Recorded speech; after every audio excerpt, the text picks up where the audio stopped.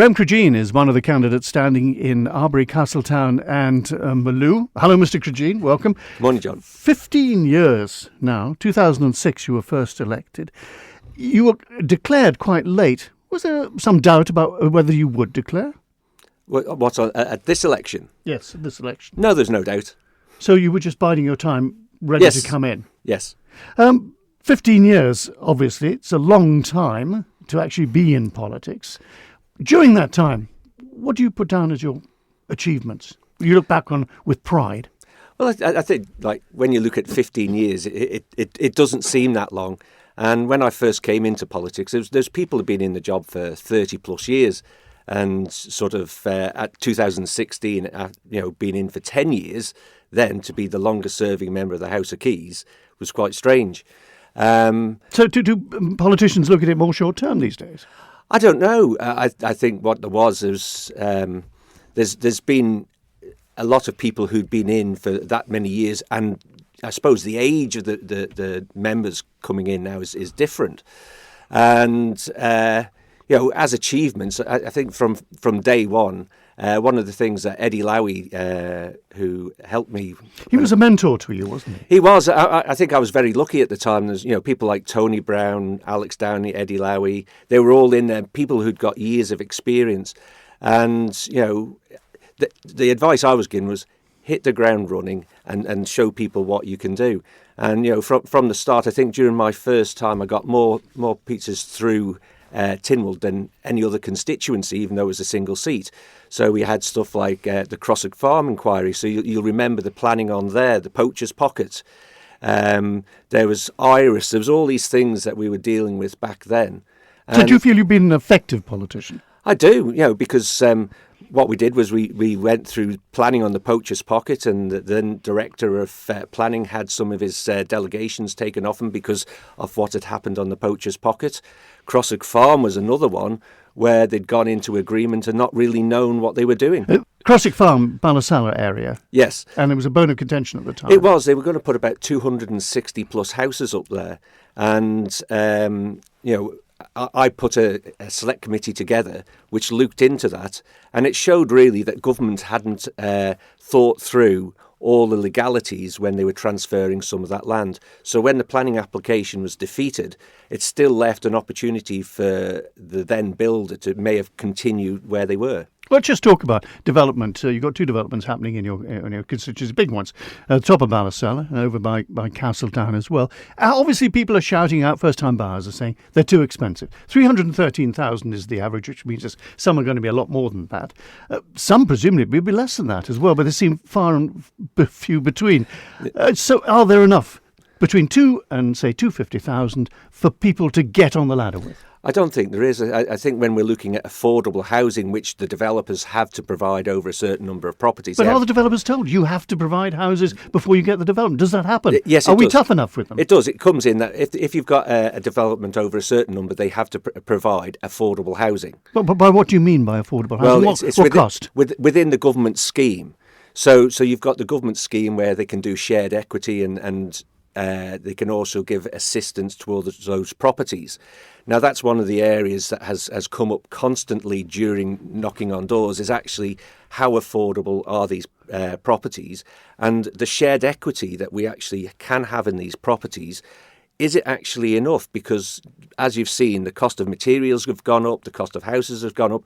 Do we need to increase? But these properties are snapped up, aren't they, to buy to let, aren't they? They disappear very quickly. No, because these affordable These are put to one side. So these are put to one side for people who are on the government's affordable housing So why list. are people still complaining there's not enough of them? Obviously, there aren't enough of them. I think that's because there isn't enough of them. And can we get tougher with the developers and say we need more of these? I think we can. But then government has to play its role in that as well. And what we've seen is that you've had developers and you've had people from off island thinking this is an opportunity to actually take up get a good income. But you're in the government. Can't we do something to stop this? Well, yes, we can. So the next administration can look at ways of actually. What about the last administration? We've had 5 years. Well, what we've had is like in the last 18 months or so, because of the COVID pandemic, we've not had those situations. Sounds a bit like an excuse. No, it's not, because this is actually, when you've seen the house price rises, that's all been within sort of the last 18 months, 2 years. The house prices have raised significantly, and you'll have seen sort of. It still sounds like an excuse. They're still crying out. We need houses. We need somewhere we can raise a family in, and they're just not available. No, but what we have to do is we will have to put new schemes in there. And, those schemes could be along the lines of putting an increased land registry fee on for people whose these houses are not their primary. You had 15 years in government to do something about this. But this has only raised its head at this level now. So saying that 15 years ago it was not the issue. We have come forward with schemes that has helped people. But as you should realise, that what we've got is that the cost of materials have gone up significantly for properties, which has then caused a problem with what the schemes we have now. Developers are still making a bob or two, aren't they? Oh, they are. Are we tough enough with, say, developers in other areas? The Isle of Man Bank, obviously, closed its branch in Castletown. A delegation went down. Everybody assumed they weren't going to get anywhere. Have we got enough clout as a government? I think you've got a private sector company, and the law as it was, we could not stop them. And it was a decision that was ultimately made in Jersey.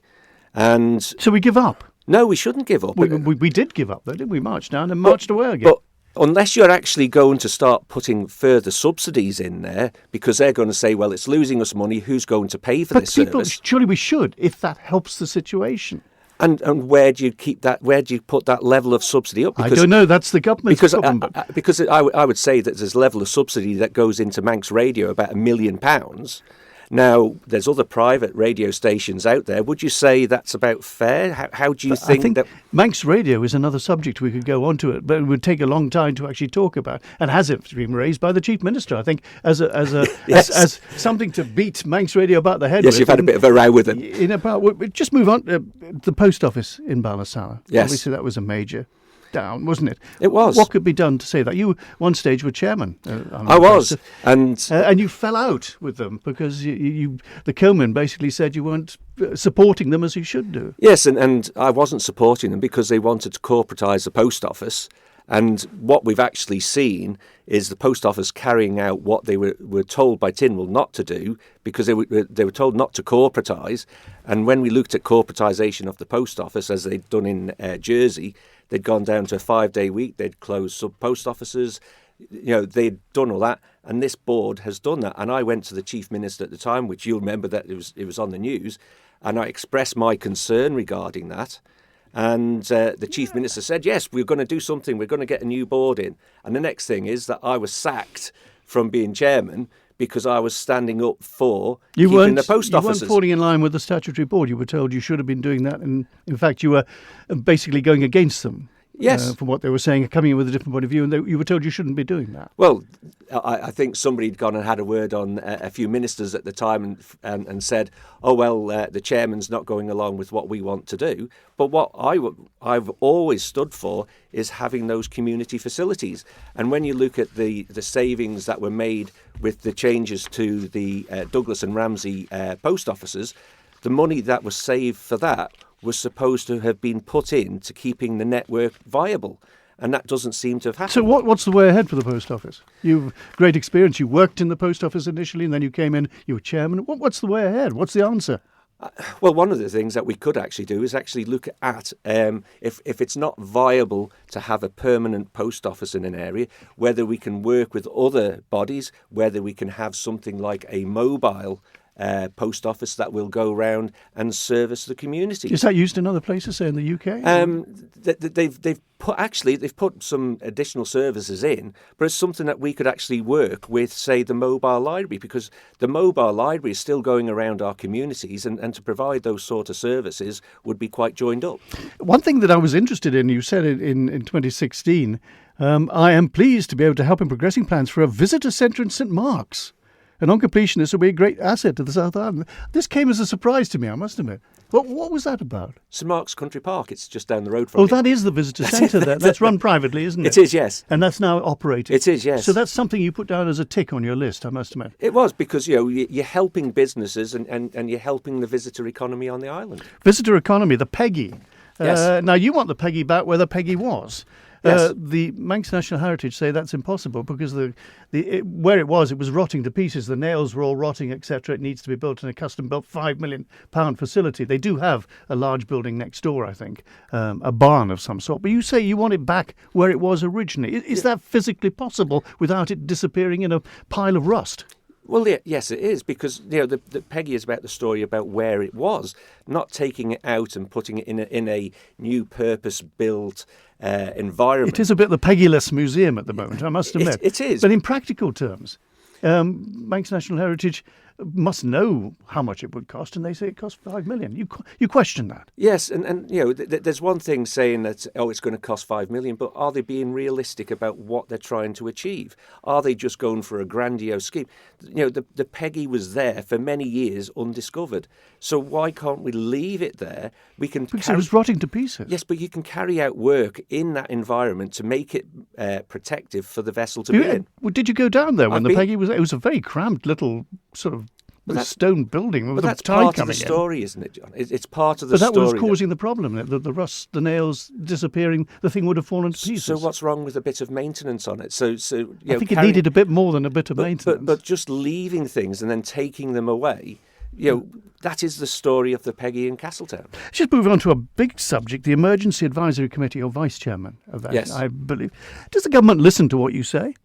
Not all the time. Well, I've read one or two things. It says that you sounds a bit grumpy on occasion with your reception. Yes, and it's very frustrating. Well, aren't they there to advise the government? Yes, and it's frustrating when that advice isn't taken. And as we'd said previously, when we were removing restrictions, we'd suggested that it should have been delayed for a number of weeks so that we could get a larger number of people protected, and we could have got some better PR out. And the vote was that they would remove the restrictions. Just get me right. You were set up as a body, basically, to steer the government, to help the government go in the right direction. But you're saying in certain times you've come up with advice and it's been left outside Comin's door. Yes. Well, is that the way it should happen? Well, we would all hope not. But shouldn't you resign and say it's pointless being vice chair of this committee because I'm not being listened to? Well, what's the point of resigning? Because then who's going to go and put that voice draw into a point to the fact the committee wasn't being listened to, yes, wouldn't it? But we were at that point that if I was to resign and if the whole of the emergency advisory group was to resign, then what voice would there be to put in that advice to council and ministers during that time? In some areas you're being effective, you are getting the advice through, so not all, but some. But some. Am I right in saying that? What you'll have seen recently is there has been more advice going out about sort of mitigation measures and stuff like that. So it is. Unfortunately, sometimes it's later than we would have liked, but it's the advice that we've given. We'll just move on to the prison. The capacity of the prison. It's two places I've found 137 or 144. Take your choice. I'm not quite sure. Presumably with COVID as well, it'll be lessened slightly. How many people are in there at the moment? I haven't got those figures with me today because it goes on. Home Affairs Minister, shouldn't you know how many are in there? I mean, is it full? Is it half full? Is it nobody in there? No, there are people in there, but as you will be aware that no doubt the radio station covers the court cases every week.